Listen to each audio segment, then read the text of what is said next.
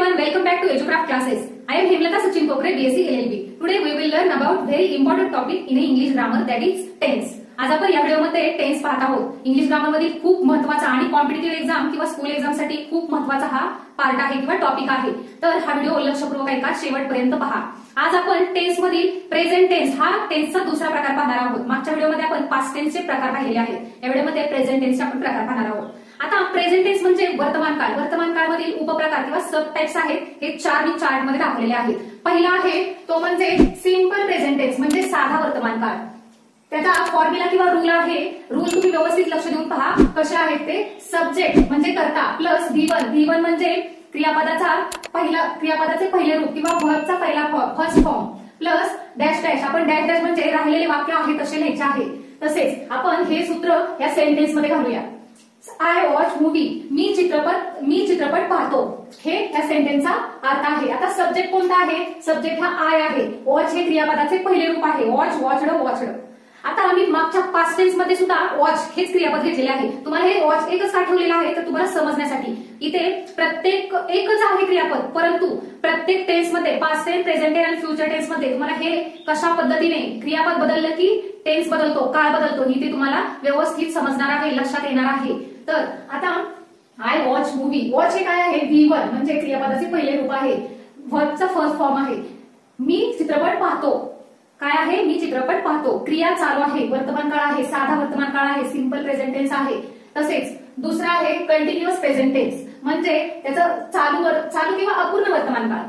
काय आहे? चालू किंवा अपूर्ण वर्तमान काळ. त्याचं फॉर्म्युला किंवा रूल आहे सब्जेक्ट कर्ता प्लस इज किंवा एम किंवा आर ह्यापैकी कोणताही टू बी रूप येऊ शकतो किंवा सर्वनाम येऊ शकतो. तसेच प्लस V1 काय आहे? क्रियापदाचा पहिला रूप आहे. तसेच plus ING plus dash dash म्हणजे त्याला ING प्रत्यय कोणत्या क्रियापदाला? V1 म्हणजे पहिल्या फॉर्मला व्हर्बच्या पहिल्या फॉर्मला ING प्रत्यय येणार आहे. सेंटेन्स पाहूया. सेंटेन्स आहे I am watching a movie, मी चित्रपट पाहत आहे. चालू किंवा अपूर्ण वर्तमान काळ आहे. आता इथे सब्जेक्ट आहे तसा आपण इथे घेतलेला आहे. प्लस त्याच्यामध्ये काय करायचं आहे? इज एम आर ह्याच्यापैकी कोणतंही एक आपल्याला जसा करता आहे तसा इथे पुढे तुम्हाला टू बी रूप येणार आहे. ते काय आहे? एम.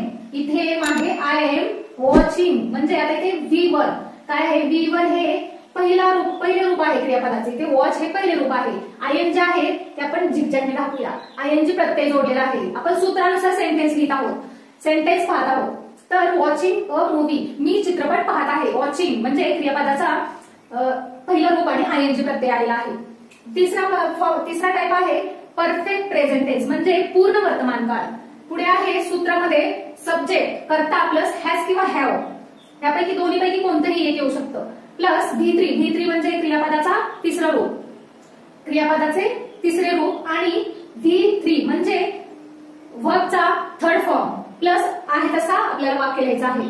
आय इथे सब्जेक्ट आलेला आहे, हॅव आलेला आहे, इथे हॅव आलेला आहे. हॅव V3 आता इथे वॉचड हे क्रियापदाचं, वॉच या क्रियापदाचं तिसरं रूप आहे. वॉचड. तर अ मूवी, मी चित्रपट पाहिला किंवा मी चित्रपट पाहिला आहे. आता इथे पुढचा आहे परफेक्ट कंटिन्युअस प्रेझेंट टेन्स म्हणजे चालू पूर्ण वर्तमान काळ. सूत्र आहे सब्जेक्ट प्लस हॅज किंवा हॅव बीन. आता इथे हॅव बीन आहे. प्लस V1 म्हणजे क्रियापदाचा पहिले रूप. तसेच प्लस ING प्रत्यय आहे. प्लस आहे तसं वाक्य लिहायचं आहे. आय करता आलेला आहे. हॅव किंवा हॅज बीन, हॅव बीन. इथे वॉचिंग आता इथे V1 म्हणजे वॉच व क्रियापदाचं पहिलं रूप आहे. ING प्रत्यय आहे. झिगझॅगने दाखवूया आपण. इथे पण ING प्लस आहे असं वाक्य पुढे लिहायचं आहे. मी चित्रपट पाहत आहे.